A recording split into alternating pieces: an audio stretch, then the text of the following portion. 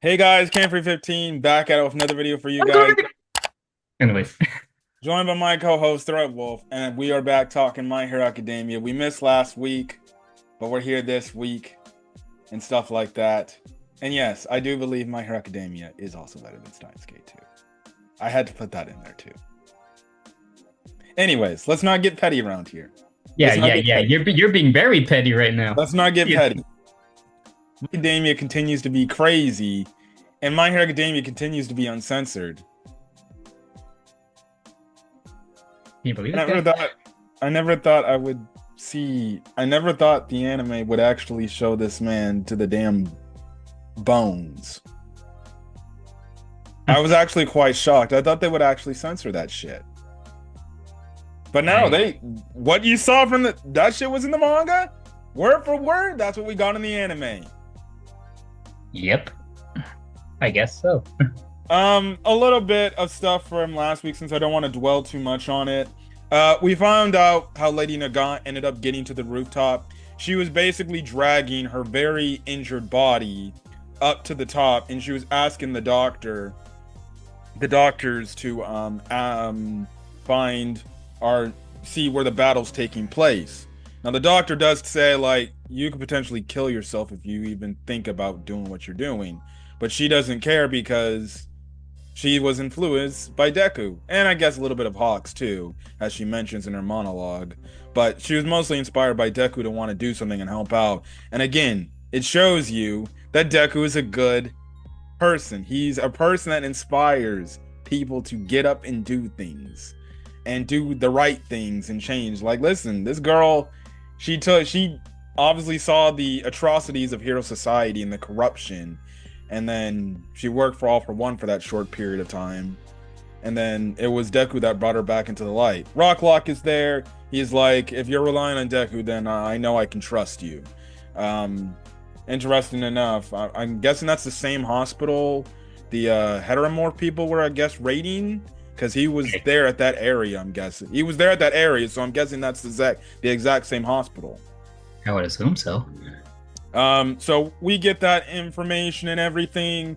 Also too, Shigaraki is back now. It's not All for One controlling Shigaraki's body. You kind of get an internal All for One verse scene where All for One's like, "You damn Lady Nagant, you bitch!" But you just see the fingers sprout out of All for One, and he just like Nani, and then basically Shigaraki explains like, "Oh, you thought you had me under lock and key, and you thought you could use my anger for your power, for your everything. But guess what? I was secretly breaking through your cracks without you noticing." And he's basically now on leash because when him and Deku are flying down to the ground, he's like, "I'm here to destroy everything that starts from that house." Deku obviously says he's not going to allow him to, and it looks like their final battle area is being set up right then and there with all the thunder, because guess what, everybody? No blue skies! We told you no blue skies would be happening.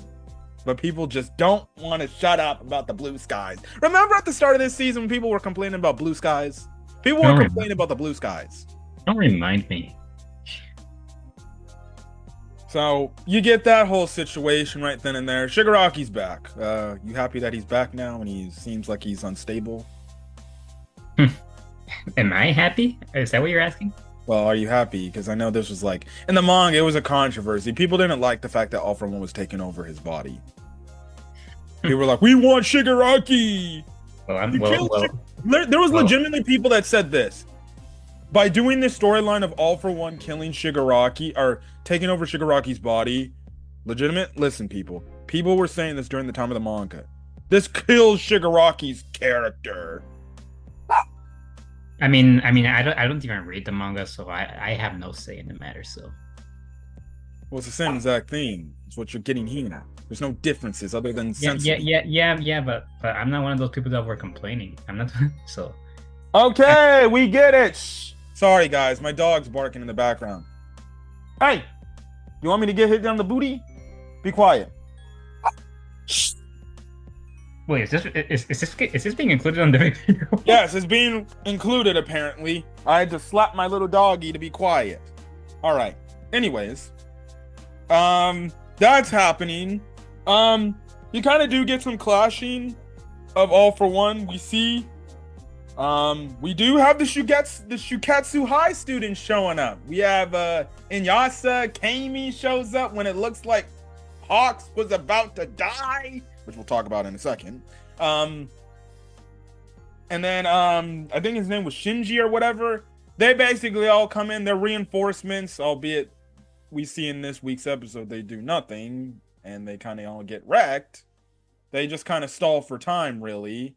I do like Shinji kind of being there because this man is responsible for my father in the prison dying. Back at the Tartarus in season 6. So he wants to get revenge on All for One. Kami's there. She's saying some nice slang, back-talking terms. It's always good to see Kami. As long as she ain't Toga. That's all we're good. And Inyasa was an interesting surprise, and we see he's apparently leveled up a lot. He was making not just tornadoes, he was making flat-out hurricanes out there. Mm-hmm. Putting in the work. You have it to where Tokoyami gets his big moment, Dark Shadow craziness, and fighting against and resisting All for One, Hawks doing his best things and stuff like that. That whole scene was crazy. You get that one scene where he was sticking shit out of All for One, sticking stuff out of his bag, and he gives that. Yeah, he really does. He really does look like a demon. Yeah, let's just say, especially when you see this episode, he looks like he might be going a little bit cuckoo. Then the last part of the episode last week was the Toga stuff. Ochako, Jiro, and Sue are looking for Toga, and they're having a hard time because she's all the Twice clones and everything. But Toga internally is kind of getting very emotional because she says well, I can use Ochako and Twice's quirk, but I can't use Dabi's or I can't use Shigaraki's quirk. Does that mean I don't love them like I love those other two? Why can't I become Jin? And she's getting very emotional about this because her quirk awakening, now that she can transform into people, she really has a bond with them, a strong bond with them. She's able to access their quirks, which also makes her even more dangerous. But it's kind of good that she can't use Twice to turn into Dabi and Shigaraki and then be able to access their quirks, because if that's the case, they're all fucked. Mm-hmm. Just imagine her transforming into Shigaraki and she can use Decay. I mean, just that alone, if she's able to do it once, then that's going to take a lot of lives. So, interesting. Anyways, that's where we kind of pick up there in this current episode. Ochako looks around and she does find the real Toga, who's very emotional, crying, and we're kind of left off on that cliffhanger. So, maybe Ochako can finally reach to Toga and get her to change, I guess. I would hope so. I think that's the storyline they're going for. So yeah, Endeavor still clashing with Dabi. It seems like next week that will be a part of next week's episode. Well, I watched an episode of the preview. I told this man, do not watch the next episode preview. I didn't. I promise I didn't. But a good majority of this episode is in regards to All for One just being an absolute demon lord. Yes. So number one first, we see gigantic who? Makia. He shows up, he comes back, and you're thinking, oh, shit. Oh. But what's the surprising thing about this Gigantomaquia this time? He's getting mind controlled. Yes. By our lovely good old pal Shinzo. Which we do get a flashback moment. We cut back to the area where the heroes were defending the little, I guess, warehouse where Gigantomachia stayed against the villain that killed Midnight. And things aren't going too well over there. Jin dude plays like this, I guess, sound recording, that's, I guess, stretches out these sound waves that basically sound like as if All for One's talking to the Gigantomachia. So all desperate. Okay, princess, chill. Desperate times call for desperate measures. So Kirishima's like, all right, we gotta freaking get some help now. And he looks over. We see Shinzo's in the area. What's the surprise though? He's getting attacked by an old villain from back to episode 1. The same one that almost got Bakugo, and went back when Deku was still quirkless. I was like, him again? I I did not expect this.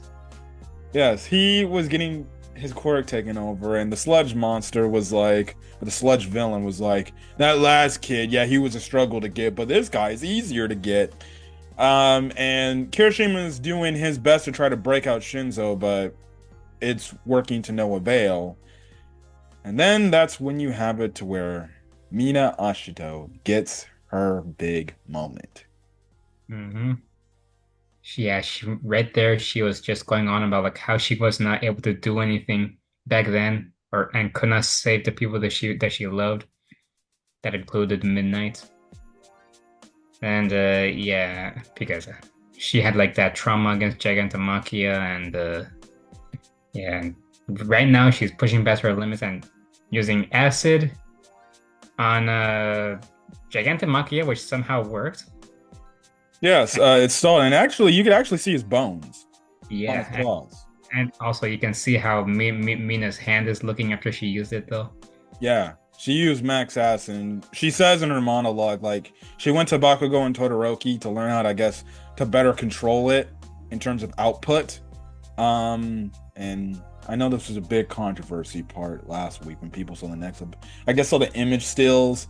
But as she's using her acid, it's like the color from her skin is draining, and her skin's going from pink to like basically a pale color. Yeah, I was gonna say, what is up with that actually? It's probably because she's using so much output of her quirk. Now, is this like long-term damage effect on her? More than likely, probably.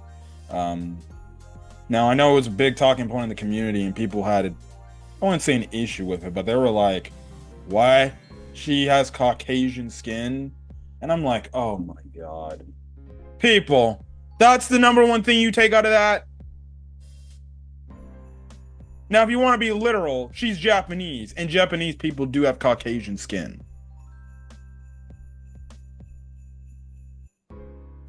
Or skin color. I do hope those people that are commenting that are just a bunch of nobodies. I do hope. Yeah, there were people out there saying that shit. I hope like, I don't know. They have these envisions like she was black or something. I'm like, what?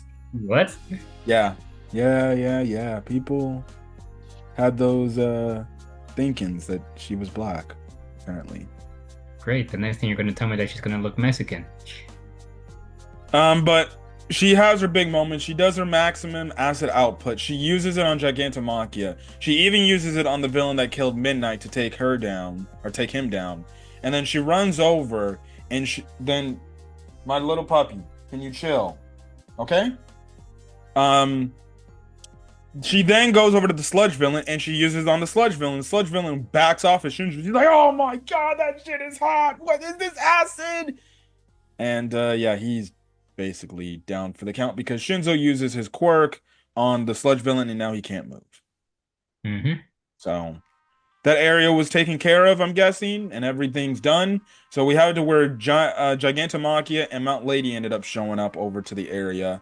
We had it towards Mount Lady was there, and she was using Rule, or one of the Class 1B students, aka again Lore from My Hero Academia. I forgot what her actual name is. Oh, Yu Kodai. The girl that was supposed to be Ochako but wasn't Ochako. She's using her Rule powers to make objects bigger, and that's what Mount Lady's using against All for One. Gigantomachia, even though he ends up being controlled, he's not actually controlled. Um, and the thing is, we find out that Gigantomachia was wondering, Master, why did you leave me? And he was worried about that, and All for One's just looking at him like, Are we gonna skip over the Mina and Kirishima oh moment? yes, go ahead, explain the Mina X Hiroshima moment. Yes, right there. After that all went down, Mina passes out into Kirishima's arms, and Hiroshima technically catches her. Come on now. that's what I meant, You said brother.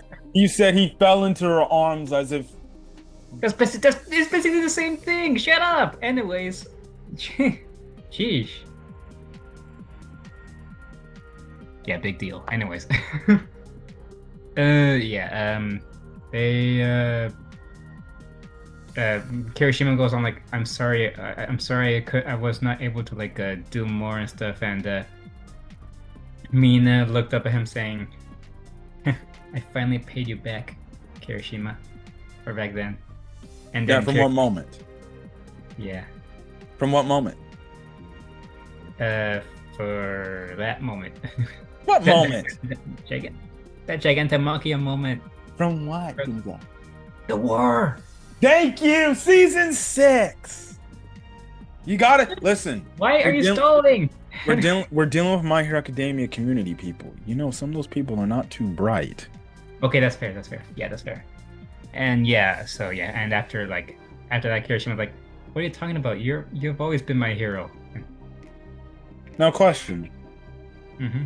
That was a very loud da-da-da, da-da-da. Second of all, is that a confession? It sure sounds like it. It sure sounds like it.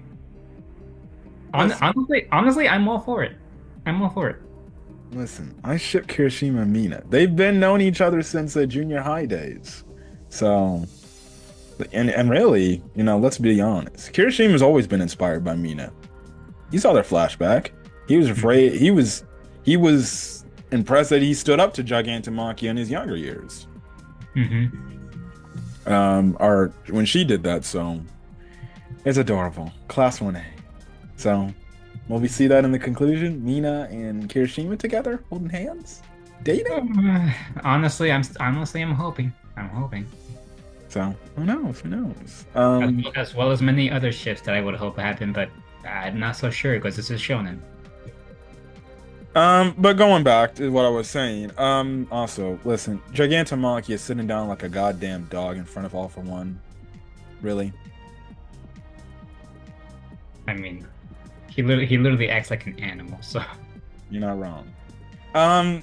Yeah, Gigantomachia is kind of like, why'd you do all this to me? You told me you were gonna return and everything. And All for One's just looking at him like, you just threw a rock at me. Why do you think I fucking care about you anymore? And even Gigantomachia goes on to say, is like, when you were within Shigaraki, you still smelled like yourself. But then you left and you never came back for me. And I'm guessing he's talking about when Gigantomachia got captured after the first war arc and everything, and All for One's kind of just not hearing it. He's like, it was all a part of the plan. oh yeah, and during this time I was like, oh, so this is what Cameron meant, like he's gonna get younger and younger and younger. Holy cow. So this is young All for One, huh? Well, he was already young All for One. He was prime All for One. This is like fucking 20-year-old teenage version All for One. If you ask me. That's what I meant, brother. Anyways, you done huffing and puffing down there? Okay.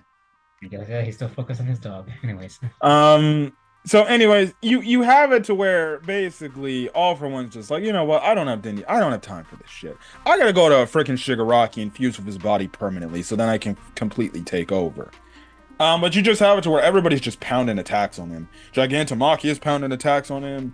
Freaking Mount Lady's pounding attacks on him. There was one thing where she just like the freaking wrench broke, and then she's like, "Rule, I need something else." She's like, "But this is the last thing." She's like, "I don't give a shit. As long as we keep hitting this fucker, I don't care." And she's just like, ah ah ah ah ah. You have freaking Tokoyami over here with his massive dark ass shadow telling Kami, give me more darkness. And he's just like, oh, oh, oh. They are pounding this guy into the ground. Like, he should be dead. He should be dead. Yeah, if he was any normal person, but we know how his body works. This man sets up a huge ass explosion. And when I tell you they did so much damage to this guy, they fucked this guy up to the point he was left in bones. Bones and torn flesh, and oh my god. So that's exactly how it looked in the manga? Yes. I, so no censorship, just No. I would have to go back to look at the manga chapter. It's been a very long time, but I could care. I don't give a shit. That shit looked exactly like they ripped that shit out of the manga, and they're like, okay, you want to see grotesqueness? We're gonna go all balls to the wall. I don't know who the animator director was, but that's what I need. We don't need to hold our hands because My Hero Academia somewhat caters to children. Fuck him. I mean, not necessarily children. This has some fan service also, but yeah, I know you mean. I was legitimately actually shocked that they showed how they didn't, and they not only showed the bones, they showed the muscle fiber. They even showed his damn skeleton. I'm not gonna lie. When I first saw this, I was like, oh, are they like cutting over to like a muscular or something? Like, oh no, it's still that scene. Like, yeah, and this man's he have his regenerating, and you just see this shit, and you're just like, oh, he's a problem, and he knocks everybody away just like that with one big explosion. To the point everybody just down for the count. They're all done. Yeah, Mount Lady gets slashed. Tokoyami gets. Oh my god. Oh yeah, he fires like this energy beam, and Hawks is right in there to try to protect him. Him and Tokoyami get wrecked so bad, they are done for the count. They are done.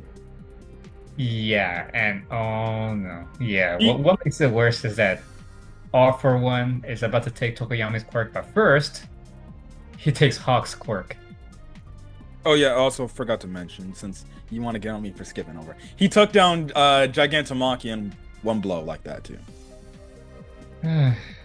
He just did like some sort of slash attack, and Gigantomachia, he didn't just take him down. He made him start bleeding profusely. Mm-hmm.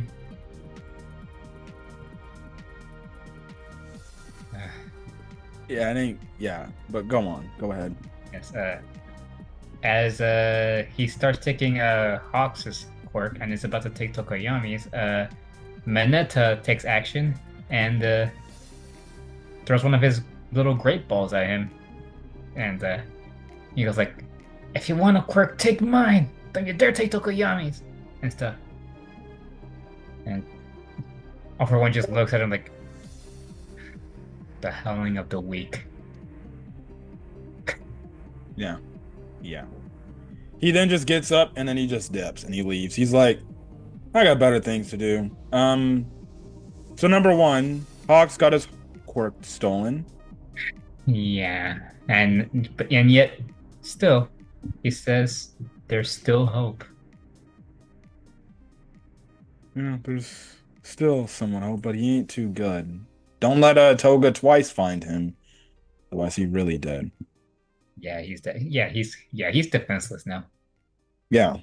And plus it's already bad enough. He's already badly injured, and things like that. Also, now the fact that All For One's got Hawks' quirk now, he can probably get to Shigaraki a lot faster than he could now. Mm-hmm.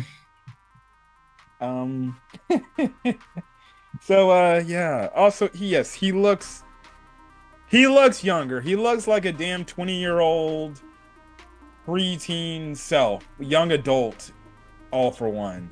And the crazy part is he looks and acts more sadistic than he did when he was like middle-aged, like All For One. Yeah.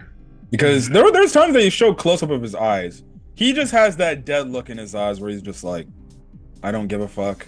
Get out of my way, otherwise you're dead meat. They may as well be dead meat at this point.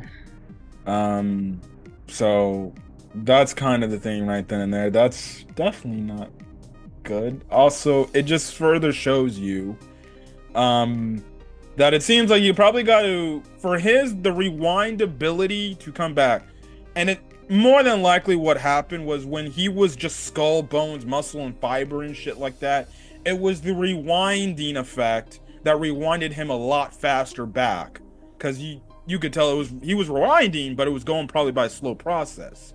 But by him taking so much damage, he rewinded probably a good 20 years that maybe that's the case. So it seems like you got to inflict a lot of damage to get him to rewind faster, and maybe that will get in your favor. Remind me, does he actually like have like full control of the rewinding quirk, or is No, like he doesn't. They literally explain episodes. So I would assume that it would go as far as to turn him into like a literal child, maybe. Yeah. I would assume. That's literally what happened when Aerie first used the quirk on her parents. She used her rewind abilities because she couldn't control it, and rewinded her parents back into nothingness. Then I would assume it would be a double-edged sword for him, because that's why he used it, and that's why he's in a rush to get to Shigaraki to fuse bodies, so he can have complete control. No disrespect, but have you been paying attention? Yes, dude. I'm just trying to review what I learned so far. And why are you like this? Why are you like this? No, you're just posing the question, and I was just like, I was just posing the question because as you know me, I have so many questions from someone who does not read the manga. I have so many questions. There you go. That's it. Yes, he would be reminded to nothingness. That's why they were stalling for time. Good lord, man. Continue then. So, that's basically where the episode ends. And who the hell is going to stop All For One now? Because there's legitimately nobody else that can stop him. Good question. You told me you told me not to look at the reviews, so I would assume it's something big. Yeah, maybe. Maybe cannot. Maybe cannot be. I have a few guesses, but I'm gonna ask them off camera. Okay, that's fine by me. Deku. Oh, forgot to mention. We actually do see some news helicopters flying to the scene of the final battle of Deku and Shigaraki. You have this one girl who looks very attractive. Yes, the same girl that tried to interview Deku back then. So she basically goes into talking about like, well, the kid that's fighting is the kid that I interviewed at the sports festival, and now he's the one fighting for us and everything. So I need to go catch this and spread the word and see what I can do about this. And even the person was like, I don't blame you if you want to do this. Go ahead, do it. And then we also see another helicopter because the person's like, oh, it seems like there's other people that wants to get a story on this too. We see the other lady that judged Hawks and Endeavor after the First War arc saying, oh, my mom died, or my mom got badly injured to Gigantomachia, and you're just standing there acting like you don't give a shit. Basically, aka, if you remember from our review, we called her a Karen. Because that's what women that, well, complain a lot are. They're Karens.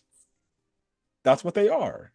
Middle-aged women that bitch about anything, right? Yes, admittedly, yes. So we see her, and can you shut up? Sorry, guys. Making a scene. So what happens is she's talking about like how she kind of has regrets for not or saying that stuff, which about time you actually have regrets for saying that, because it's actually showing you that, oh, now you finally understand the heroes have been trying to do everything to put in work. Y'all were criticizing them. Now, some of it is rightly so and rightly justified, but like they're trying to make your lives a lot safer. And you kind of get very interesting panels that you see along all the other people watching this fight. You have Yeah. 4 specific cameos. You see a cameo in the dark, in a dark room, laptop there. A certain blonde-haired and Mel glasses individual I was is gonna right then and say there. Melissa. The second panel, you have the 2 kids. I forgot their names, so I don't give a shit anymore. From Heroes Rising, watching on their TV. You have Rhodey and I think his little brother or whatever watching this on somebody's phone about this from the third movie, World Heroes Mission. And this was absolutely brand new because wasn't in the manga. This is anime only. They put in the guy Butler and the girl from the My Hero Academia 4th movie that's coming out in about 2 weeks from now, which we will go to see. Well, I'll go to see it first night opening. I already have my plan booked. I'm seeing My Hero Academia, playing Sparking Zero, watching Dragon Ball Daima. And I don't know if he's joining on me. I'm joining the channel for the My Hero Academia review, but he better get to it. This guy's gonna get himself broke.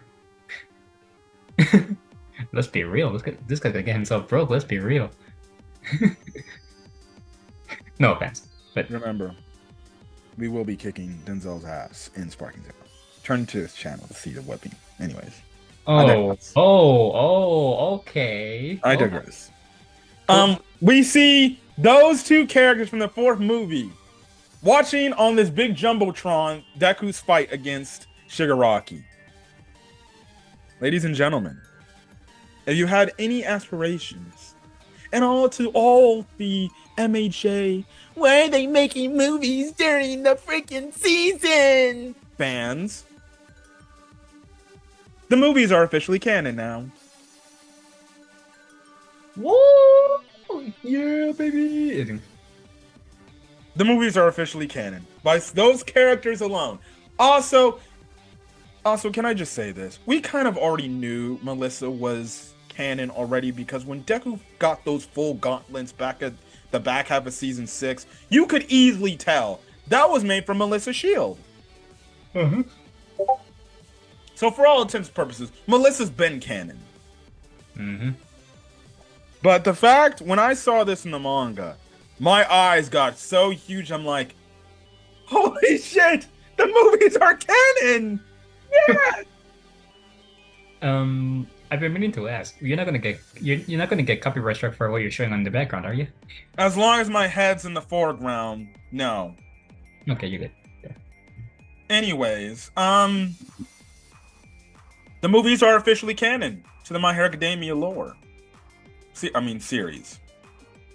So, there's that. So, for all the My Hero Academia fans crying about movies taking place during seasons, well, you can't cry no more because guess what? The movies are fucking canon and there's not a goddamn thing you can do about it. At least that's more than what other anime movies can say. Some of their movies are just non-canon spin-offs. Well, Jujutsu Kaisen movie was a canon to the series. Yep. Naruto had a movie that was canon to the series. One Piece, no. Dragon Ball, Black Clover, you can say is canon, but at the same time, not really. not really. Dragon Ball, with the exception of Battle of Gods, Revival of Ev, Dragon Ball Super Broly, and Superhero, all those fucking movies are non-canon. Because they don't fit in the timeline. Any other things I'm canon? Any other shonen series I'm missing? One Piece? No, none of the movies are canon. Bleach? The Bleach movies? I haven't Bleach, actually. their movies ain't canon either. Inuyasha's movies ain't canon. Yeah, I haven't seen any of the Bleach movies or the Inuyasha movies for some reason. Yeah, I know it's weird. I watched the entire series, but I never watched the movies.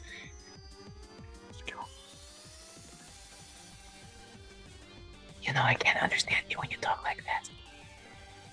Anyways.